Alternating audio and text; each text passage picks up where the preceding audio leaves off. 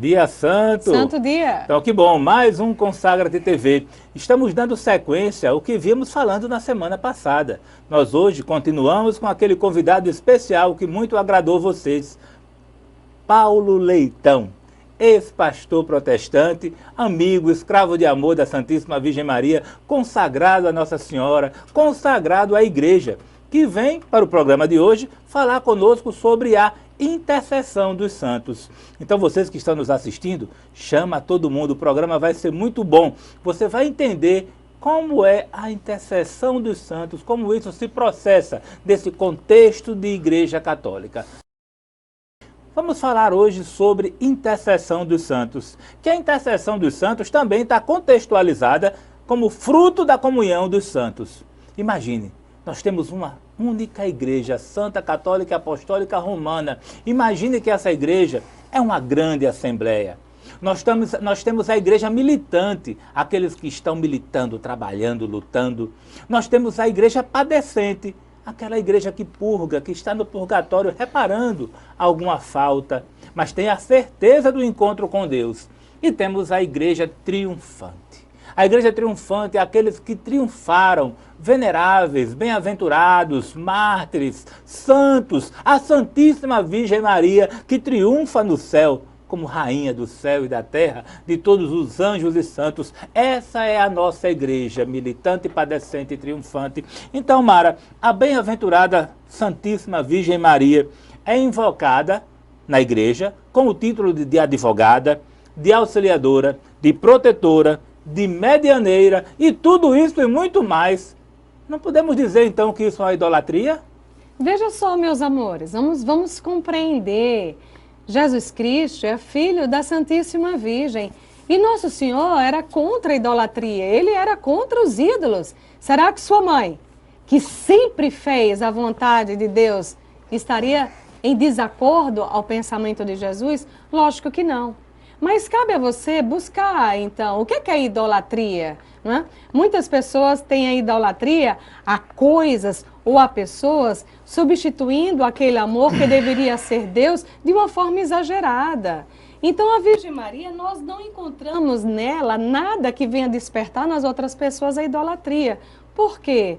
Porque Nossa Senhora, ela sempre apontou para o seu filho Jesus, não é? Quando ela chega naquelas bodas de Caná, o que é que ela vai dizer? Fazei tudo o que ele vos disser. Não é a Virgem Maria que quer reger sua vida, mas ela aponta para seu filho Jesus, por quê? Porque sabe que através dele você pode chegar àquela santidade de vida. Entende isso? Agora, meus irmãos, não tem como negar que eu tenho um culto para a Virgem Maria de admiração. A Virgem Maria tem uma profunda humildade, tem uma fé firme, forte. Nossa Senhora tem uma profunda obediência à palavra de Deus. Nossa Senhora tem uma doçura angélica, uma mortificação universal. Então, quando nós, católicos, olhamos para a Virgem Maria, temos para ela um culto de perdulia. Por quê? Porque ela nos transmite e nos aponta cada vez mais por Deus, para Deus. Então, nós temos um culto, sim, a ela, de uma veneração e não uma latria. Reforçando, latria é um culto referente a Deus, tá certo? É um culto de adoração. É verdade, a Virgem Maria tem latria por Deus. Por quê? Porque o culto de Nossa Senhora por Deus é um culto de adoração e é um culto de sacrifício. Quantas tribulações, quantas dores, quantas agonias a Virgem Maria passou. E todo esse sacrifício, ela estava junto com Deus. Não é à toa que ela também é chamada, César, além de mediadora, de corredentora. Compreende isso, meus irmãos? Mas o culto de latria não, é um culto bem diferente. E eu posso até dizer mesmo, se você tem uma idolatria por alguém, meu irmão, se você olhar para a Virgem Maria, você vai se decepcionar. Sabe por quê? Porque ela nunca vai valorizar a idolatria. Quando ela teve aquele encontro com Santa Isabel e Nossa Senhora sabia que ela era mãe do Senhor, porque isso foi revelado, ela realmente, literalmente, teve o rei na barriga, não é isso? O que é que ela vai responder? O Senhor poderoso fez em mim maravilhas. Isso é adoração. E essa adoração, ela tem ao nosso Senhor. O Senhor não é? É o nome do Senhor que ela valoriza, então isso é adoração e ela tem esse culto todo por nosso Senhor Jesus Cristo. Agora entendamos bem, a Virgem Maria, ela pode sim interceder por todas as pessoas.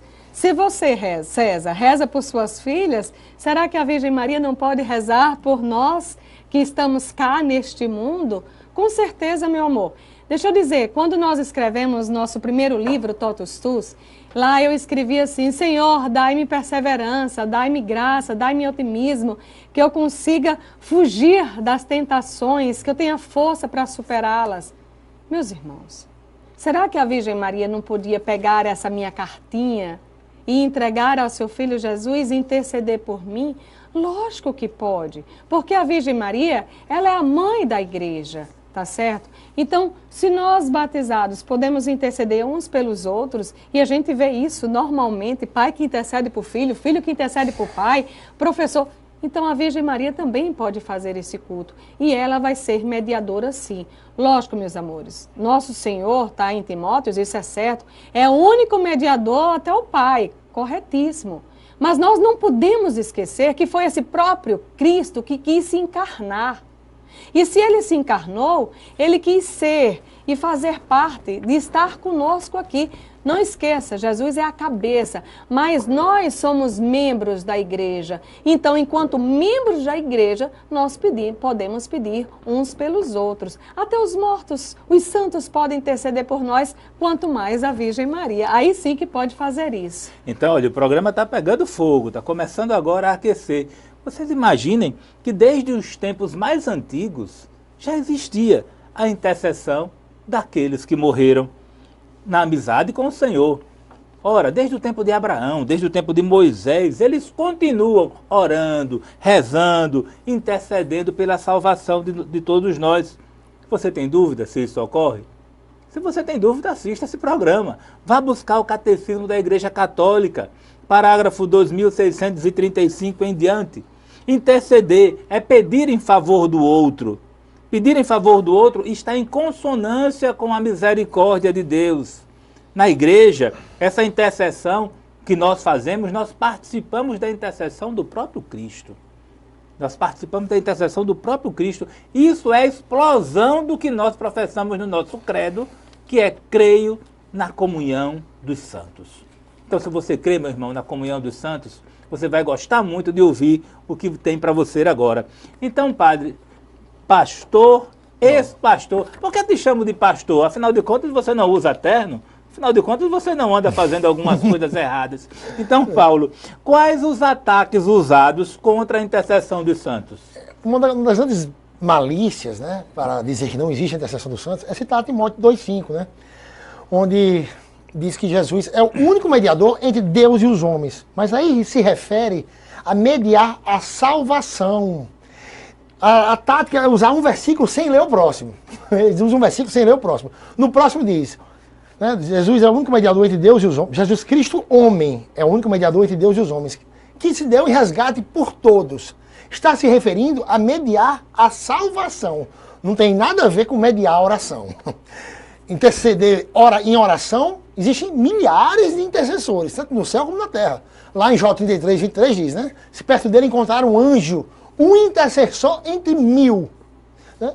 Então, mediador da aliança foi Jesus Cristo, lógico. Como Moisés é chamado também de mediador da antiga aliança. São Paulo diz lá em Gálatas 3, 19 e 20, né? Que Moisés e os anjos mediaram a antiga aliança. Então, eles fazem essa confusão, né, na cabeça da gente. Que Jesus Cristo é o único mediador entre Deus e os homens. Mediador da salvação. Porque no outro versículo diz que se deu em resgate por todos. Mas interceder em oração, todos que estão no céu podem interceder, lógico. Como ele falou da comunhão dos santos, né? O Sanctorum Communionem. A igreja católica, a única fundada por Jesus Cristo, e a única que vem da era primitiva, ela está em comunhão no céu e na terra. Lá em Hebreus 12, do 23 e 24, tem assim, a Assembleia Universal, né? Inclusive na Bíblia Almeida protestante, especificamente está a Assembleia Universal. Universal do termo grego católicos, né? Que está em comunhão com as almas dos justos que chegaram à perfeição. né? Em qualquer Bíblia está bem claro que diz: vós vos aproximastes da Jerusalém celeste e das almas dos justos que chegaram à perfeição. E lá em São Tiago diz que a oração do justo tem eficácia, né? Então a gente vê várias passagens sobre a intercessão dos santos. Deus sempre esteve atento ao que os santos dizem. Desde o começo, Deus está atento aos clamores dos mártires, né? Deus diz a Caim, lá em Gênesis 4:10, escuta o sangue do seu irmão clamar por mim. Ó, Deus atento ao pedido dos mártires, aos clamores dos mártires. Lá em Apocalipse 6, do 9 ao 11, e tem uns que dizem ainda que os santos estão inconscientes, né? Isso é um absurdo. Essa passagem de Apocalipse 6, do 9 ao 11, fica bem claro que os mortos, as almas dos justos estão clamando. Assim, ó, quando João abre o quinto selo, né? Vi sobre o altar as almas dos que foram imolados pela palavra de Deus. E eles clamavam em alta voz: até quando, ó justo e verdadeiro, tardará em fazer justiça contra os habitantes da terra? Interessante é que Deus está tão atento ao clamor dos santos do céu, que lá em Apocalipse 19 mostra que Deus atendeu ao pedido dos mártires, né? E várias outras passagens. O próprio Jó, o livro de Jó, é um livro fantástico sobre intercessão. Eliafaz foi criticar Jó porque ele cria na intercessão dos santos. E ironizou Jó. Lá em Jó 5, versículo 1, Eliafaz diz assim, ó: clama, a qual dos santos te dirigirás? E Jó continuou por sua crença em intercessão dos santos, né? Lá em Jó 16, 19 e 20, né? Tem uma testemunha no céu, ele interpretará minhas queixas diante de Deus. Outra passagem, Jó 33, 23 diz: se perto dele encontrar um anjo, um intercessor entre 1000. Então, Eliafaz fez essa crítica e Jó continuou com sua fé. Lá no final do livro, em Jó 42, versículo 7, Deus censura Eliafaz e elogia seu servo Jó. Então, os santos estão em comunhão com nós, né? Os santos estão em plena comunhão com a igreja militante da terra. Então, vocês que estão nos assistindo, é muito belo acreditar, crer na comunhão dos santos. Existe uma diferença entre invocar e entre evocar. Por exemplo, invocar um santo, como fazem os católicos, ou invocar um espírito, como fazem os irmãos espíritas. Invocar significa pedir ajuda. Evocar significa clamar pela alma, pelo corpo daquela entidade ou daquele ser. Pela presença. Pela presença daquele, normalmente um ente querido que faleceu. E engraçado que no português, muitas vezes essas palavras se misturam e as pessoas substituem uma pela outra, fazendo mau uso delas. Então, Paulo, quais as acusações contra a igreja que é feita contra a invocação dos santos? É outra confusão grande que eles fazem, porque a única tática, a única forma de conseguir atacar a igreja, né, porque a igreja é o sustentáculo da verdade, né? 1 Timóteo 3,15. A única igreja que Jesus fundou, ela é o sustentáculo da verdade, né? Então a única forma é causando confusão, né? Invocar os mortos para fazer presságios, um parente, ou a própria igreja condena. Catecismo 2116, a própria igreja condena isso. Invocar os santos pedindo intercessão é uma coisa totalmente diferente. Isso vem do povo judeu. O povo judeu tinha o costume de invocar os tzadiks, que eram os santos judaicos, né, pedindo intercessão. Mas eram contra a feitiçaria com mortos, que era o Havodá Azará, né? Do mesmo jeito da igreja, que a igreja é a plenitude de Israel, né? Do mesmo jeito que a antiga aliança foi para o povo de Israel, a nova aliança ela foi confiada à igreja romana, né? Então, primeiro, como é totalmente diferente. Primeiro que os santos não estão mortos, estão ressurretos em espírito, né? A ressurreição da carne será só no último dia, né? Está lá em João 5, do 28 ao 29. No último dia, a ressurreição da carne, mas em espírito o santo está ressurreto, né? Os santos do céu, eles não estão mortos. Jesus diz: aquele que crê em mim jamais morrerá. E a gente vê várias passagens invocando os santos. Apocalipse 18, 17, aparecem os navegantes, né? Quando vê a condenação do mundo, né?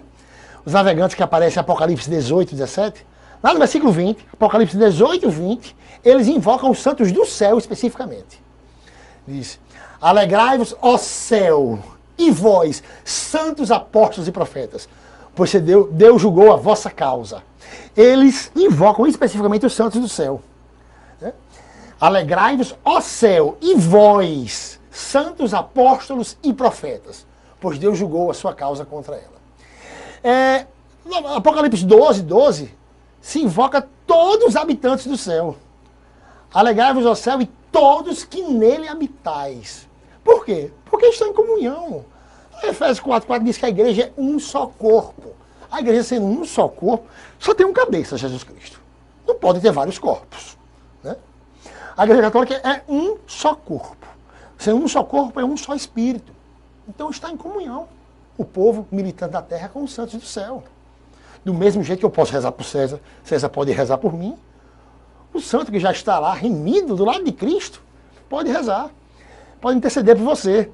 Em Apocalipse 5, versículo 8, tanto em Apocalipse 5, versículo 8, como em 8, versículo 3, a gente vê os anjos, os anciãos da glória, deixando as orações diante do Cordeiro. Nós vemos também os anjos, né, deixando as orações com incensos. Né? Então, tem várias passagens sobre a intercessão dos santos na Bíblia. É uma coisa que é praticamente irrefutável, porque desde o Gênesis, Deus escutou o clamor de Abel, até o Apocalipse, que é o último livro, mostra Deus escutando os clamores dos mártires. Creio no Espírito Santo, na Santa Igreja Católica, na comunhão dos santos. Algo bem interessante. Catecismo da Igreja Católica, parágrafo 956. O fato dos habitantes do céu estarem mais intimamente unidos com Cristo consolidam com mais firmeza na santidade de toda a Igreja. Eles não deixam de interceder para com o Pai, apresentando os méritos que alcançaram na terra. Jesus Cristo é o único mediador entre Deus e os homens. Por conseguinte, esses santos, pela intercessão do próprio Cristo, eles muito ajudaram a igreja nesses últimos tempos. Então, Paulo, explique biblicamente por que Deus, vamos dizer, atende preferencialmente aqueles que estão no céu, ao invés daqueles que estão na terra. Deus, logicamente, que ele nos ouve também, mas é mais provável ele ouvir uma intercessão de quem está em santificação total, né? Jesus disse: seres perfeitos. Só chega no céu quem já atingiu o estado de perfeição. Né? Então está muito próximo de Deus. Né? Lá em Jeremias, Deus estava muito chateado com as abominações de Jerusalém, de Israel. Né? E ele, lá em Jeremias 14, 11 e 12, né? Ele diz: não adianta mais interceder por esse povo, que eu não vou ter misericórdia deles. Aí em Jeremias 15, 1 ele diz: nem se Samuel e Moisés prostraram diante de mim. Ou seja, ele mostrou que há uma prioridade maior aos que estão no céu. Né? Então, Deus sempre, outra prova, como eu falei agora, né, em Apocalipse 6, 9 a 11, os clamores dos mártires, e Deus atende em Apocalipse 19. Deus pode nos ouvir também. Né? Mas há uma passagem que é muito forte, né? João 9, 31, diz que Jesus diz, né? Deus não ouve pecadores, ouve só aqueles que lhe prestam culto e fazem a sua vontade. Ou seja, todos nós somos pecadores, né? Mas até que ponto nós estamos fazendo a vontade de Deus e prestando um culto agradável a Deus a ponto que Ele nos ouça? Tanto que os grandes santos, quando estavam aqui na terra, pediam a intercessão dos que já estavam no céu. Uma grande prova de humildade, né? Eles mesmo sendo imitadores de Cristo aqui na terra, mas eles confiavam na intercessão de quem estava no céu.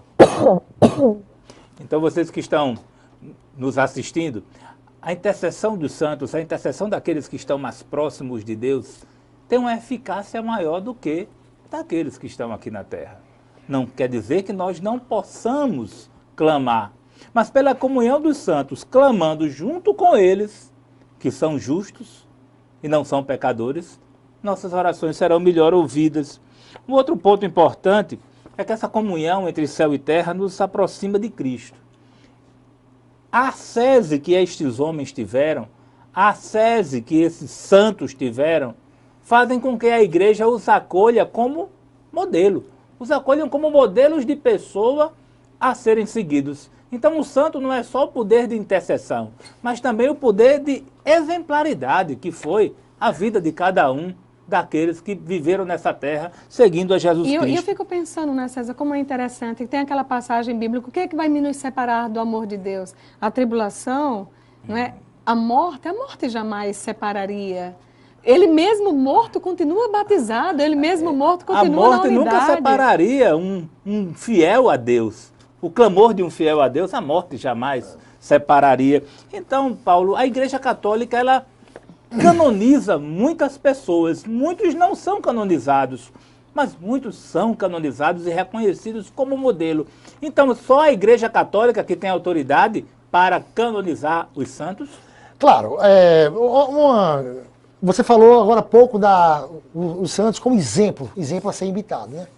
O autor de Hebreus, lá em Hebreus 6, 12, ele diz assim: sejais imitadores daqueles que pela fé e perseverança alcançaram a promessa.